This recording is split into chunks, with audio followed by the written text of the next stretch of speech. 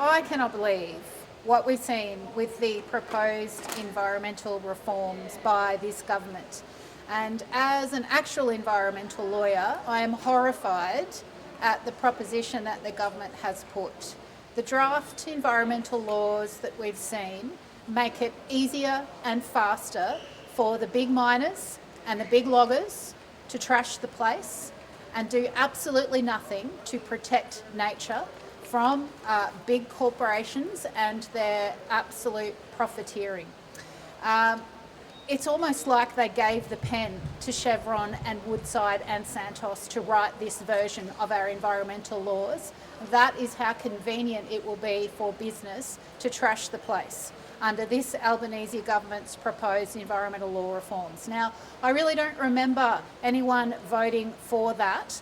And I also think that when you have nature laws, might be not such a terrible idea to have them actually protect nature. Instead, we've got Minister Watt being a fixer for business.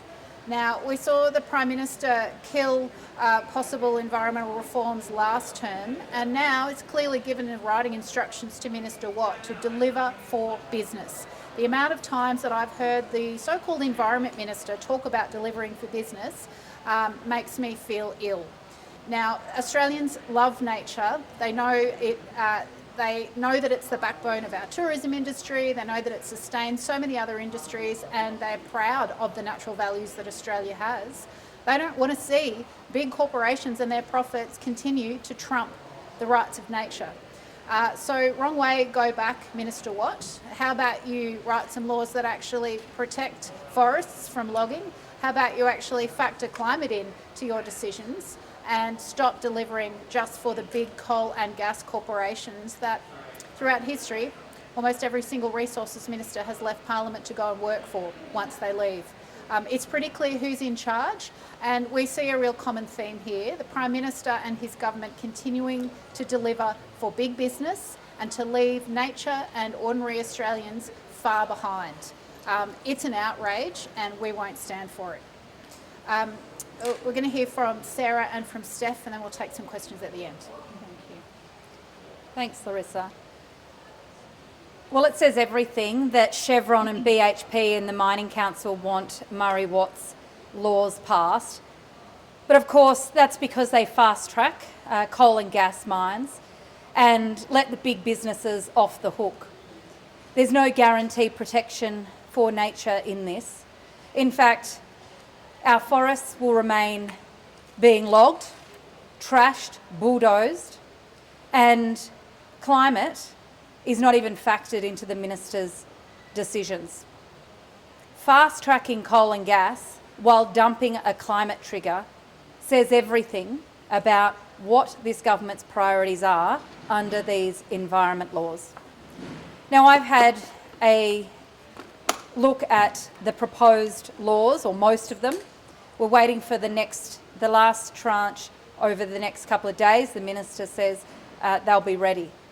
But if they're anything like what we've seen already, then it's a fail for nature and a big sop to big business, the big polluters and the big logging companies. I mean, it's 2025 and we're talking about environmental law reform. Well, that must include protecting our forests and protecting our climate. And if we can't introduce and put through laws in this Parliament that protect our forests and protect our climate, then they're not worth the paper they're printed on. So we'll wait to see the final version, and we'll go through them with a fine-tooth comb. But it doesn't really matter what weasel words are in the legislation if they fail to protect our forests, protect our climate, and simply allow the fast-tracking of new mines and new fossil fuels. The other issue we're dealing with in the Parliament today is the government's rushed legislation on the 000 custodian. This, of course, has been a piece of legislation that's been rushed into the Parliament after the deadly Optus outage, which saw people not being able to call the ambulance, a basic service that must be provided to everybody. It shouldn't matter whether you're a Telstra customer, an Optus customer, or you're with Vodafone. If you need to call the ambulance or the police, you should be able to pick up the phone and call 000. Now, this custodian bill, a very technical name for a role that government should have already been doing, keeping account of what was going on in terms of the 000 service.